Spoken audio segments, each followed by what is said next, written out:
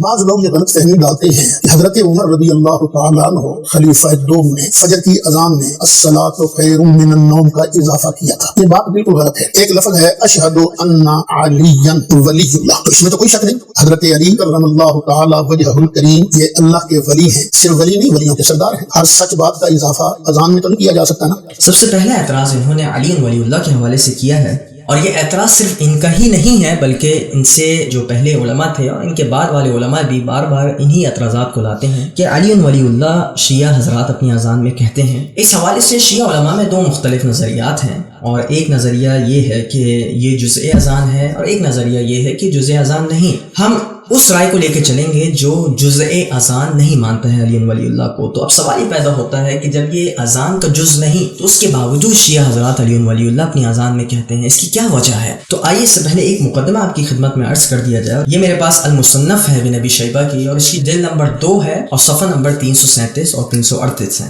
اس میں انہوں نے ان روایات کو نقل کیا ہے کہ جو صحابہ اور تابعین اور علماء اہل سنت میں سے وہ حضرات جو اس بات کی اجازت دیتے ہیں کہ اذان اور اقامت کے درمیان بھی آپ کچھ کلمات ایکسٹرا کہہ سکتے ہیں اگرچہ وہ اذان اور اقامت کا حصہ نہ ہو. یہ مقدمہ ذہن میں رکھنا ضروری ہے. اور اس حوالے سے سلیمان بن سرد الخزاعی بہت بڑے صحابی تھے، اور یہ وہی صحابی ہیں جنہوں نے امام حسین علیہ الصلوۃ والسلام کو کوفے طلب کیا تھا. ان سے روایت نقل کی جاتی ہے اور کہا یہ جاتا ہے کہ جب یہ اذان دیا کرتے تھے تو یہ اپنی جو حاجت ہوتی تھی، اپنی جو کچھ چیزیں ہوتی تھیں جو انہیں کہنی ہوتی تھیں، تو یہ اپنے غلام کو اذان کے درمیان کہہ دیا کرتے تھے. دوسری روایت حسن البصری سے ہے کہ حسن البصری اس بات کو برا نہیں سمجھتے تھے کہ اذان میں کچھ کلام کیا جائے، یعنی اذان کے درمیان جس میں کہہ رہا ہوں اللہ اکبر اللہ اکبر اللہ اکبر اللہ اکبر، پھر میں ایک دم سے کہوں کہ آپ فلاں چیز کو ہٹا دیجیے. تو میں مثال کے طور پہ ایک شخص ہے جس کا نام حسن ہے، میں کہوں حسن آپ اس چیز کو ہٹا دیجیے، اشہد ان لا الہ الا اللہ، پھر میں اذان کو جاری رکھوں. تو یہ چیز بالکل صحیح تھی، اس میں کوئی بھی مسئلہ نہیں تھا. تیسری روایت جو ہے وہ قتادہ سے منقول ہے، اور ان سے بھی یہ تھا کہ وہ بھی اس چیز کو برا نہیں سمجھتے تھے بلکہ کبھی کبھی وہ دوران اذان کچھ کلمات کہہ بھی دیا کرتے تھے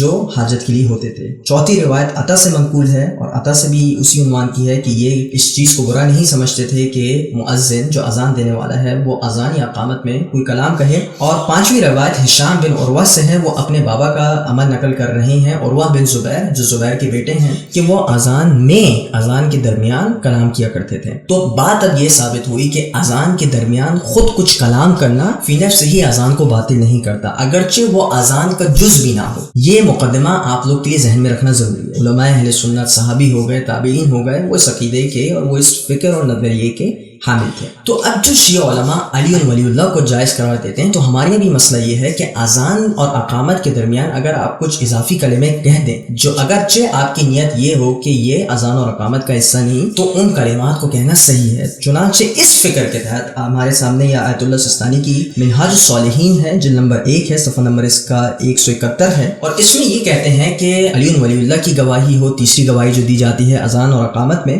یا درود پڑھا جاتا ہے یعنی رسول اللہ کے بعد. چنانچہ درود بھی اذان کا حصہ نہیں، لیکن درود پڑھنا اذان میں رسول اللہ کے نام کے بعد یا علی ولی اللہ کہنا، اس کو کہنے میں فی نفس ہی کوئی مسئلہ نہیں، مستحب ہے اس کو کہنا. اور نیت یہ ہونی چاہیے کہ یہ جزء اذان نہیں. یہ بات آپ لوگ ذہن میں رکھ لیجئے. یہ شیعہ علماء میں سے مشہور نظریہ یہ ہے کہ یہ جزء اذان نہیں، اگرچہ بعض علماء، میں اس چیز سے انکار نہیں کرتا ہوں کہ اپنے دلائل ہیں کہ وہ جزء اذان سمجھتے ہیں، لیکن ہم ایک سیف سائڈ لے کے چل رہے ہیں، ایک ایسا جواب دینا چاہ رہے ہیں کہ جو ہر کسی کے لیے اپلیکیبل ہو اور ہر کسی کے لیے وہ فائدہ مند ہو. اب آتے ہیں الصلاۃ خیر من النوم کی جانب. یہ ہمارے سامنے مالک بن انس کی کتاب ہے الموطا، صفحہ نمبر اس کا 73 ہے. مالک کہتے ہیں کہ ان کے پاس یہ خبر پہنچی کہ عمر کا جو مؤذن تھا وہ آتا ہے اور عمر بن الخطاب کو نماز فجر کے لیے، صبح کی نماز کے لیے جگانے آتا ہے. تو ان کو وہ سویا ہوا پاتا ہے. جب وہ سویا ہوا پاتا ہے تو کہتا ہے الصلاۃ خیر من النوم، کہ نماز جو ہے وہ سونے سے بہتر ہے. فأمره عمر ان يجعلها في نداء الصبح،